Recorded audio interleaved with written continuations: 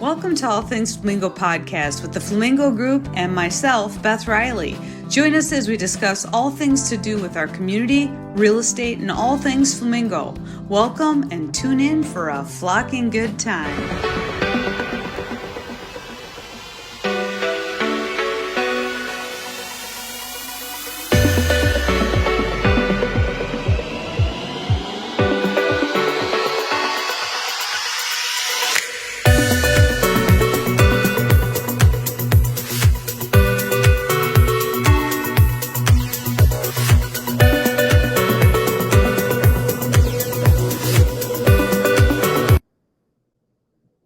Well, hello. Jonathan Minks for City Council. Thank you for coming on our podcast.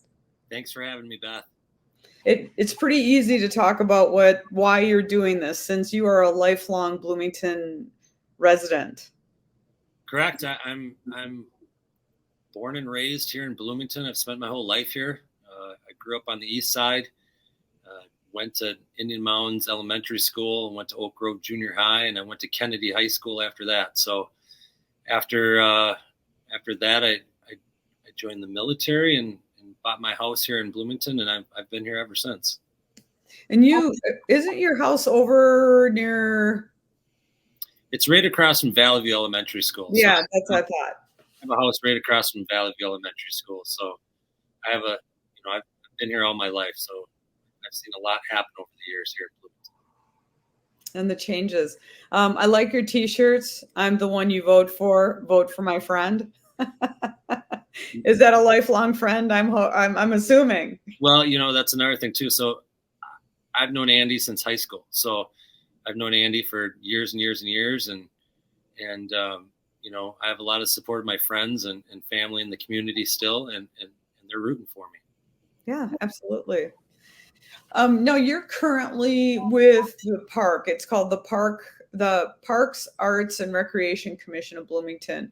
What is that? Like, what is it that you do as a commissioner there? Sure. So I wanted to get more involved in my community.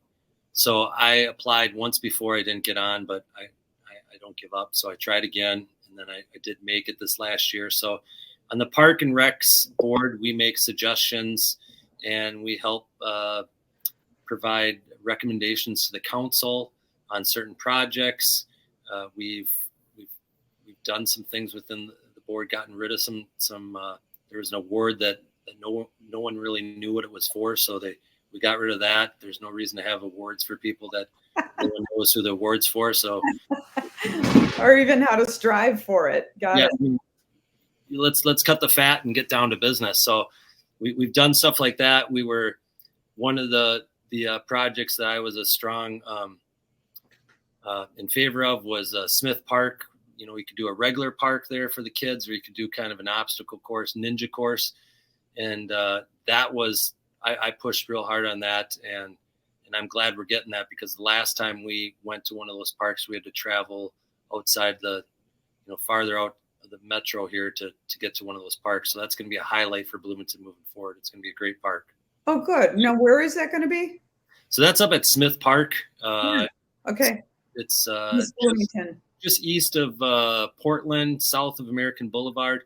It's going to be a great setup. It's going to be, there's going to be a little time course where you can, hit the timer and run through the course and time yourself. And it's going to be different. It's really going to be a strong park in Bloomington moving forward. Yeah, because right behind Cedar Valley is the splash pad, which is fun. Yeah. And that they serve lunch there every Thursday during the summer. And then you have Bloomington, the actual pool, which is over right near your house. Right by my house. So those are some pretty interactive parks. They're great. I mean, I have two kids, so I have in my house currently I have a 6-year-old and an 8-year-old. So we go to the splash pad. This year they got a family pass, and they were up at that pool. Yeah. A lot this summer. And the Smith Park, it's going to be great. We can ride our bicycles to any one of those parks and be a little bit more green when we go to the parks. Excellent. Now, you were also in the military. When did you go into the military? So right after high school, I decided to join the Minnesota Army National Guard. I have a long life, a long history in my family of prior family members serving in the military. My father was in the Air Force. Okay. I have military members going back to the Civil War on the North. And so it was important for me to serve my country. So right after high school, I went in and I volunteered. Mm-hmm. Signed up to be an MP, which is a military police officer, because I wanted, at that time, I wanted to pursue a career in law enforcement. Okay. Excellent. How do you think this will help you with city council?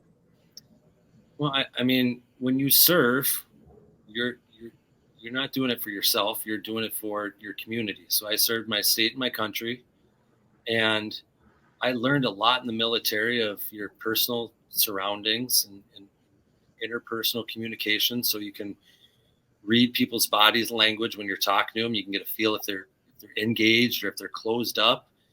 And it was a great experience for me serving my country. So I think that's only another check mark on my box on why people should vote for me. I agree. Are you doing any door knocking or anything as part of your approach to getting people to know you, what you're standing for? Absolutely. So, you know, when you go through this process, this is all new for me. I never dreamed of being a politician. I never said I want to be on city council. But first I started with my signs, and I've got over 200 signs up throughout the city. I see them. Yeah, they're everywhere. So yeah. Everyone's telling me, I see your signs. They're bright. They're vivid. They got great color. Mm-hmm.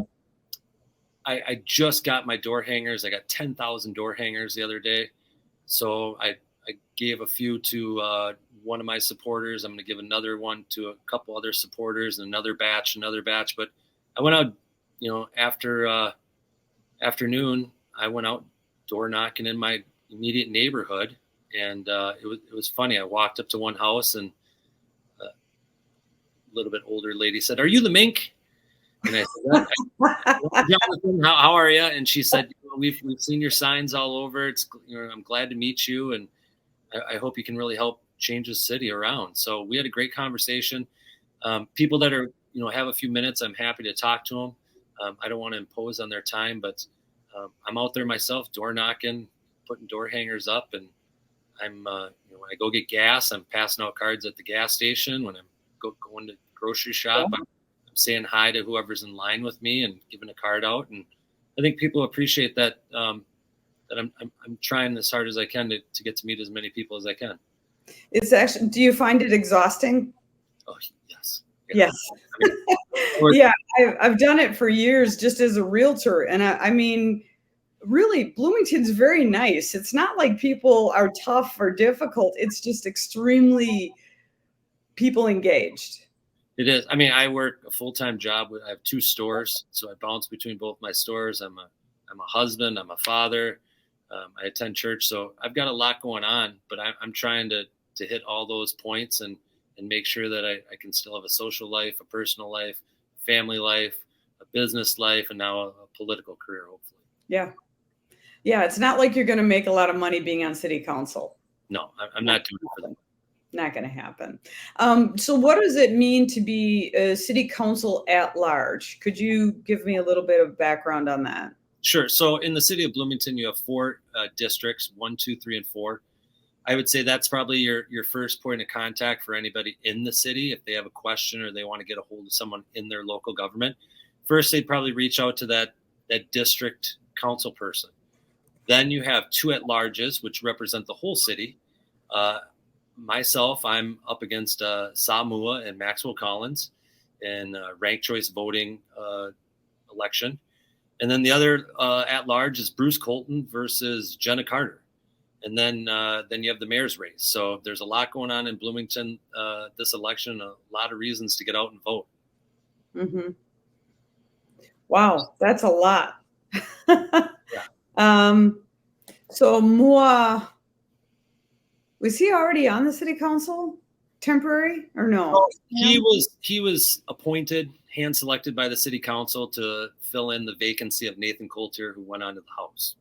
So when he left, I think there was 20 or 30 people applied to get on there. I actually thought Paul King would have been a great person to put on there because Paul ran a hard race, great race, and he came close to winning last time. So I would have thought Paul King would have been a shoo-in, but they appointed Samu. Okay. So Johnny Rock Johnny Rock Bikes. That is your store, and you have 2 stores. Yes. I started my first store in Hopkins, Minnesota, because I could actually afford business space in Hopkins. I wanted to be in Bloomington, but I could never find a spot that I could afford. Got it. So my goal when I opened my store, I wrote a business plan on how I was going to run my business, who my target market was going to be, how I was going to run my business. And in that business plan, I had a plan of opening a second store within 5 years. It took me about 8 years, but then I finally was able to find a spot in Bloomington and open my second store in 2020. Excellent. I mean, 5 and 8 years, that's still pretty good. I'm not gonna spit at it. Yeah. I mean, you have goals in life, or at least I do. I set goals. I have things I want to achieve, and I try to stick to them. So that was always my plan, to have 2 stores, and it's worked out great. How do you think that owning and running a business, not only in Bloomington, how do you think that's going to help your also being on city council? Well, the city is like a large business, right. And just like our business, we have had to make changes over the last couple of years that have, we've had to cut our hours. We used to be open later. We trimmed back our hours. We had more staff. We cut back our staff.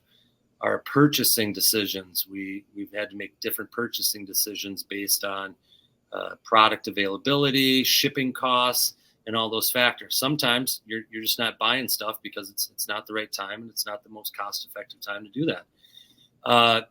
And as a business owner, I do it all. I do everything from payroll to cleaning to stocking to inventory to purchasing to hiring. I'm a jack of all trades. So you've got to do the same thing with the city. And sometimes you might have to make some decisions that some people might not like, but maybe it's the best to be more cost effective and run a little bit leaner and a little bit more profitable within the city. I agree. There's a lot going on in the city. And I think the voting, and it's okay to disagree. I think all points of view are super important, especially as we go into different budgets. And what are we going to do and what aren't we going to do? What's top priority? What's not? I just think it is, and it has to be about the city, which I know you're talking about and everything. They talk a lot, you talk about common sense and fiscal responsibility. So if you could kind of go through this also comes from your background in business and then goes out into the city. So it is all tied together. Sure. I mean, common sense. I mean, everyone I talk to, it says, we need that in the city. We need just common sense. If it doesn't make sense, we shouldn't be doing it. Mm-hmm. The fiscal responsibility, it's okay to spend stuff on projects, but I think we really need to focus on what projects and how we're spending that money, and are we getting the most bang for our buck? Mm-hmm. I give you a couple examples, just one. So one was with the place marking committee, I believe here in Bloomington, there was a project to help enhance the old Shakopee and Old Cedar intersection with the local businesses. Okay. I finally kind of got the numbers from the powers that be, and it boils down to this. I'm just going to kind of round up and use these numbers. $50,000 was for the budget for that project. Mm-hmm. And in that project, only about half of that went to the local businesses. We paid an outside firm roughly $25,000 to manage, facilitate, and run a little event in our parking lot to help get community engagement.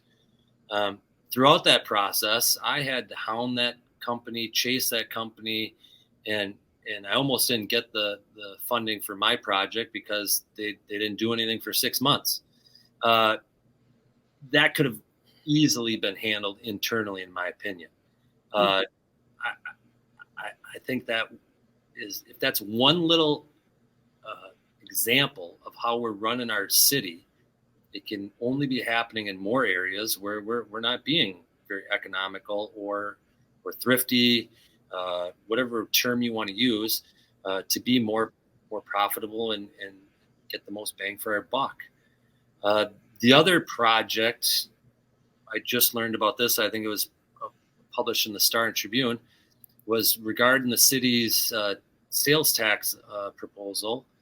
They paid an outside firm $45,000 to create a website and to create the literature to help promote the city's movement, agenda, whatever you want to use to get those measures passed. We have a huge city government. I find it very hard to believe that no one in the city could create a website or tack on some marketing materials for this project with all the other marketing they do at the city. So that's another example. So if we're doing all these little projects where, there's $25,000 to $50,000 here, you add that up, and that gets to be quite a bit of money that we could spend elsewhere or saved for a better project. Interesting, because that is going to be a lot of money coming in, the tax increase. Now, I think they are depending a lot of it to be coming from all of America. I think that's what they're hoping, that the sales tax they would get the most from. Yeah, well, they're saying that via their study, 66% or so, rough average, is going to be paid by outside residents for that sales tax. And if it's truly that number, that's great. But if it's not that number, I have a feeling that a lot of people are going to be worried about where they're going to shop and how they can save money, because frankly, I don't think the economy is that great. Right. I think we're running at the highest interest rates I've seen for cars forever and ever. We got gas prices over $4 a gallon. Every time I go to the grocery store, it's more and more money every time. It's gonna catch up to us eventually. Well, it was interesting because I put up 2 houses this last week, and I listed both of them below their tax rate.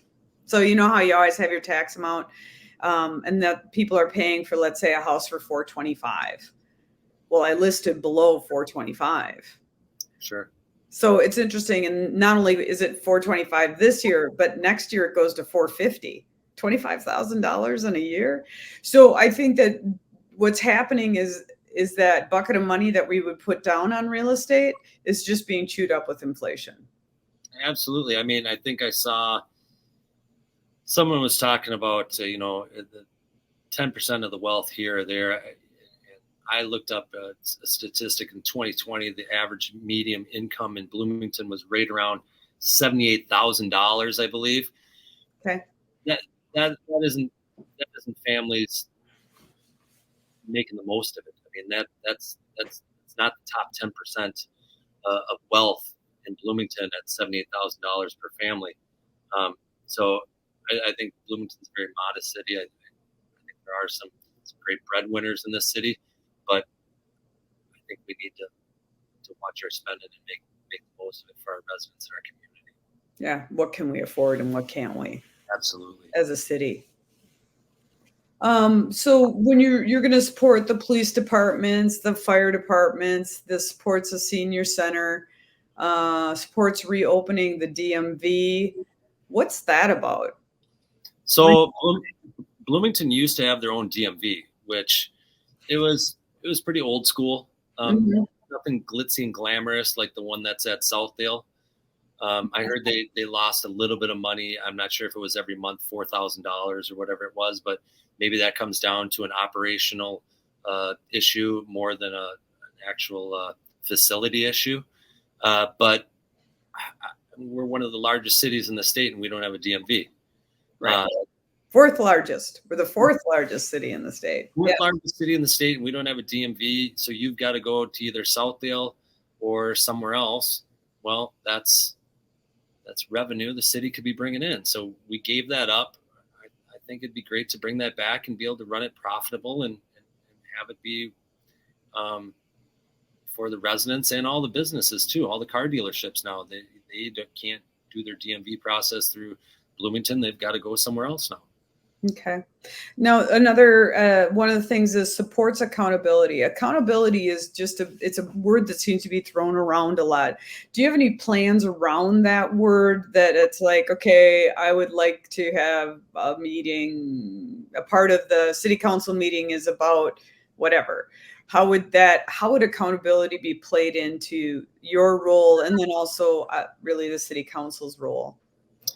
I think the accountability also ties into the common sense factor. Mm-hmm. So we've got those two kind of go together. So we've got to use common sense and we've got to be accountable for the actions and decisions we make in the city.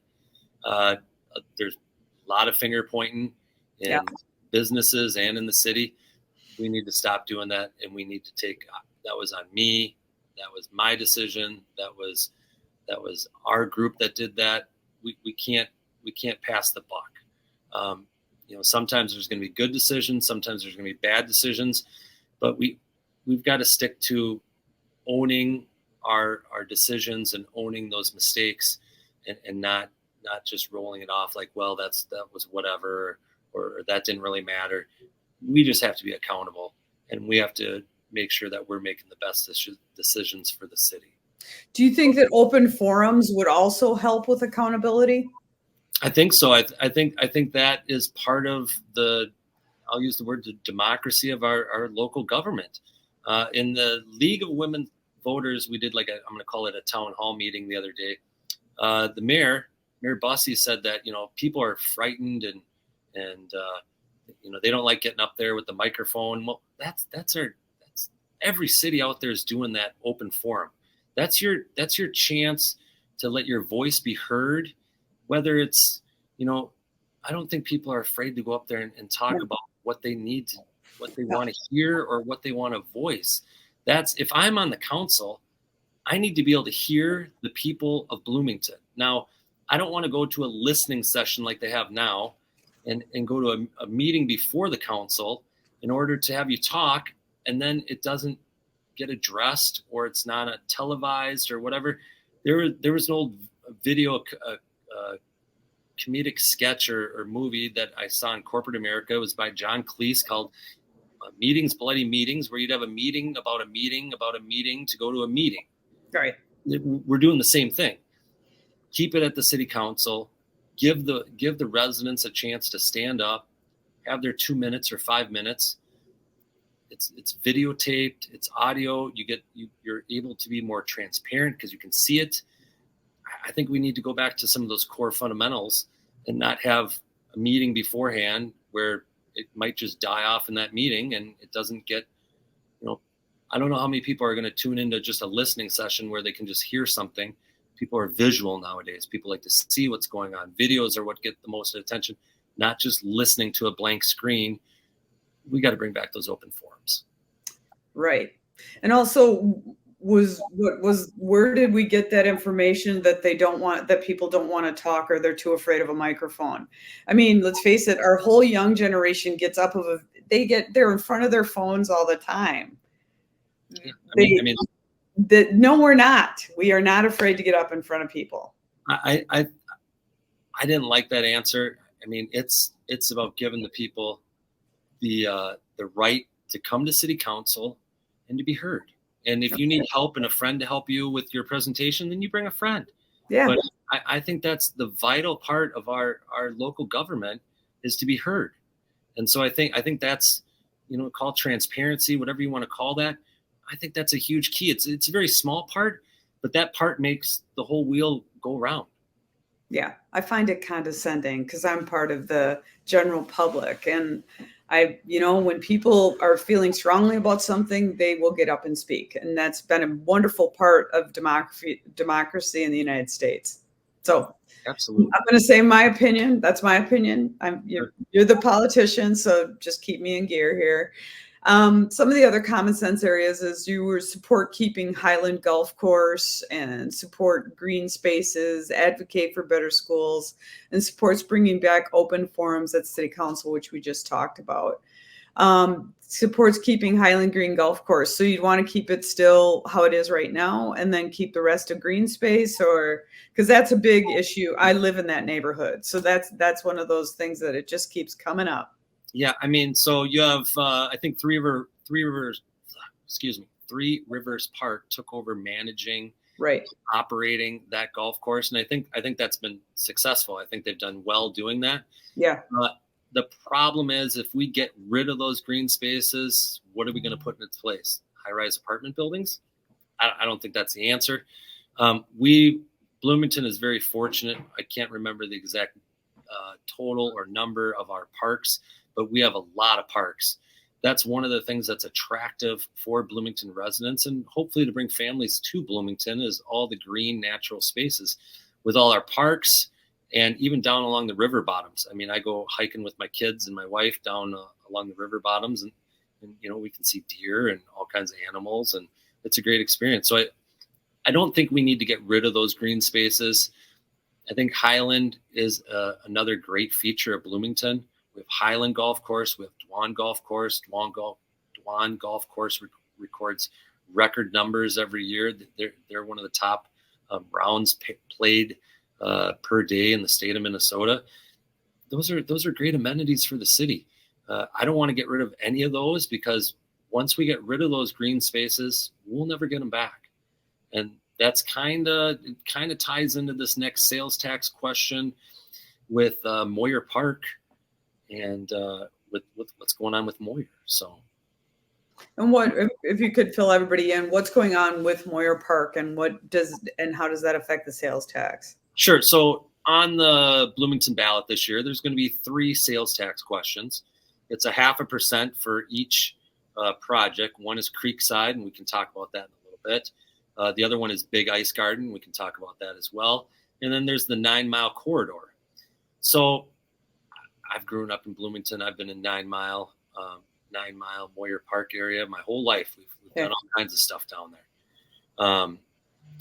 It's a great park. Now it does need a little work, but here's where you get into that. You have one group that wants this and another group that wants this. You want to go into Moyer Park, and you want to recreate Moyer Park and probably get rid of that canopy and put in some paved trails, and you're going to have to spread it out and redo some banks. So you have the people that are concerned with emissions, CO2, carbon monoxide, all that kind of stuff that goes with environmentally friendly stuff. You can bring all those trucks and equipment down into a natural park like that. I think you're going against the grain. Most of the people I've talked to say, I love Moyer the way it is. The other thing that they want to do is they want to make some paved trails down there. Well, we look at what we did with the paved trails from Lindale to Cedar. I believe that project came in originally at $2 million. And when it was all said and done, it was $4 million. So we went over the budget by $2 million. And that comes down to the fiscal responsibility. We can't just keep going over budget. We'll take the money from here. We'll grab the money from here. We got to pull those reins back and say, whoa, if we're going to do a project, we need to stay within our budget or get creative to get other funds and other businesses to help support those projects. But I'm not sold on going into Moyer Park and ripping it all up and putting paved trails down there when we have a great natural trail system that goes west of Lindale. So if we go east of Lindale, we have a new paved trail system that was put in by the city.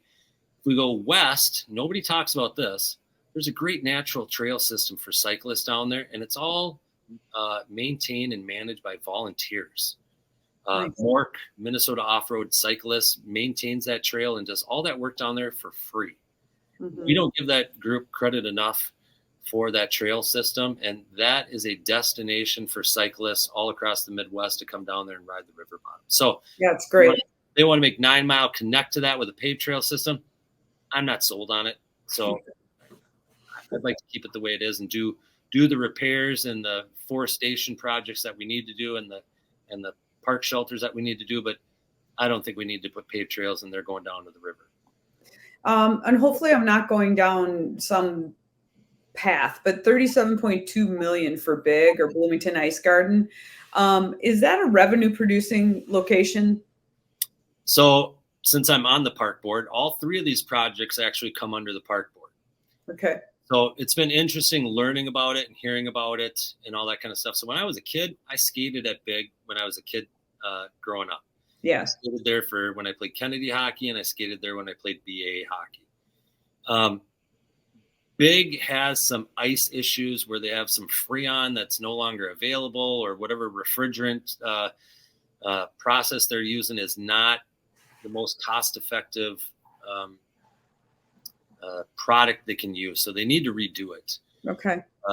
Big, I like Big because what Big does is, I think there's events there every other weekend if you estimate it out. Big is packed all the time. So you've got that coming in. Now, when you've got Big, what that does is that brings people to our local restaurants, to our local hotels, to our local shopping. I know that Mall of America is a destination for shopping because we don't have sales tax on clothes. I worked there when I was right out of high school selling clothes, and people would fly in from all across America to buy their kids' school clothes for the whole year or get their new wardrobe. So Big is going to, I don't think Big is a great big money maker. I've heard that it loses money, so it's kind of a loss leader. But Okay. what Big does is it helps support our economy. And if we're not supporting our local economy, we're failing. And it's in a great location with the National Guard right there and the Armory. I mean, yeah, I think it's worth it to change it over to whatever will make it more efficient. Yeah, I mean, if we need to make some improvements there to keep that, I mean, we're the state of Minnesota. We're hockey Minnesota. I mean, we can't turn our backs on that. That's part of our Minnesota legacy. Yeah. So when I'm looking at the budget, I'm like, yeah, I see Big. Okay, here's the big tomato in the room. 101.8. Did I say that right? 101.8 million. There we go. 101.8. I think that's the community center. Right. Yeah. Oh, I do see. I mean, our community centers, it's old. Yes. It's rough. It's rough. It is pretty rough. We actually had our last park board meeting there, and we went around and we looked at everything there. And it is an old building, and it does need, I don't think they can keep maintaining it the way they I think so. Yeah. I'm not 100% sold on that being the right location for our next senior / public health. Yeah. I think I support the senior center. I hear a lot of people saying, hey, well, it's going to be more focused towards families and it's going to lose that senior center appeal. So there's like a wood shop in there. Yeah. There's a craft room. There's a billiards room. There's rooms you can rent out. It's a great little facility, but it's run down. Yeah. So how do we get a community center, a public health center? One of the plans or things I heard about was 3 gymnasiums, indoor pool, indoor playground, walking track, all those amenities for the senior center. So now you've got to have the wood shop, the billiards, you got to have that in there. Yeah. And you have community rooms that you can rent out as well. Then you want to have a cafe in there. Mm-hmm. And then you want to move public health in there. So to me, that's a lot going in that footprint, and I'm not sure it's gonna be adequate or enough for all that. So I support the senior center. I'm just not sold on that location and or the plans really of making it all fit. I mean, there's a piece of land there, and I get it. They want to put it in the same spot. But the fact is that I think what's helped with the health of senior citizens has been walkability. So to put it in a place that they can feel more community would be nice. Yeah. That's going to be my 2 cents on that. And if I don't know, I mean, to have a health center, I'm starting to get confused with the purpose of this building, because to have a health center along with that seems a lot. Well, so the health center also serves the other communities around us. Not just the seniors. It doesn't just serve the public health doesn't just serve Bloomington residents. It serves Richfield, Edina, Eden Prairie. It serves our bordering cities that butt up to us. So we've got individuals coming from other parts of the city to use that facility, which is fine, but it takes on more people than just Bloomington residents. and just seniors? Absolutely. Wow. I think have I missed any points? I mean, you've really educated me, and I'm very grateful for this. So thank you. Yeah. Is there anything else that, besides the fact that we really, really want people to go out and vote and get involved, I mean, please? if you want change and if you want a difference in this community moving forward, this is the best election to go out and make that difference. I agree. Um, Early voting has already started. If you want to feed your ballot in, you can go October, I think 21st. I'd have to look at the exact date, but you can go to City Hall and you can feed that ballot in yourself and see that ballot get check marked. But you can start early voting now. This is a great opportunity to refreshen Bloomington and get a little bit different perspective and a little bit different vision. And some fiscal responsibility and accountability back into our local city government. And this is the best time to do it. Everything's up. The mayor, 2 at-larges, 4 city council, and 3 school board. This doesn't happen very often. So It's historical, actually. Yeah, this is a once in maybe a lifetime that you might have this type of everything up for grabs. So it's a great time to get out and make your voice heard and make your vote count. Thank you. Now we'll end with one of your, there is a quote here that we have in the deck.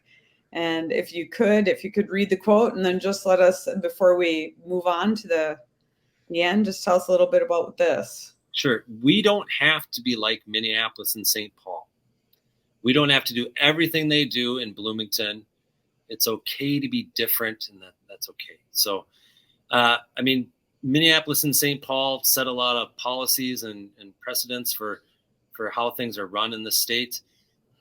We don't always have to follow suit with that. We don't always have to get on the coattails of Minneapolis and St. Paul and do exactly what they're doing. We are a destination city. We have the Mall of America. We have the airport right here. We don't need to do everything Minneapolis and St. Paul does. There's a lot of business owners that would probably agree with that regarding policies and things that have come out in the last couple of years. We can stand alone. We don't always have to ride their coattails. So I think we can be unique and still get everything done, but I think we can stand alone. Yeah, I agree. Plus, we're a suburb. We are not a big city. Absolutely. We are a suburb. So, well, thank you so much. I appreciate your time. I'm going to put one shameless plug for Flamingo Group, and that we are realtors in Bloomington. That's why we're doing all things Flamingo, and we specifically focus on Bloomington. Of course, we can help people in the surrounding area buy or sell the homes. Please contact us if you need to buy or sell your home, especially in Bloomington. We have great ideas of ways that you can finance and get your dream home. Thanks for your time. Thank you so much, Jonathan. It was a pleasure and a privilege, and I look forward to voting. Thanks for having me on, Beth. I appreciate you. Thanks.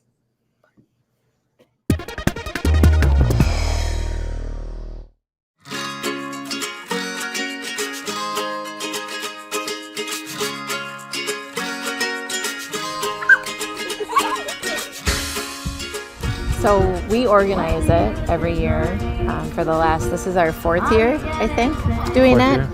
Every year it kind of gets bigger and better.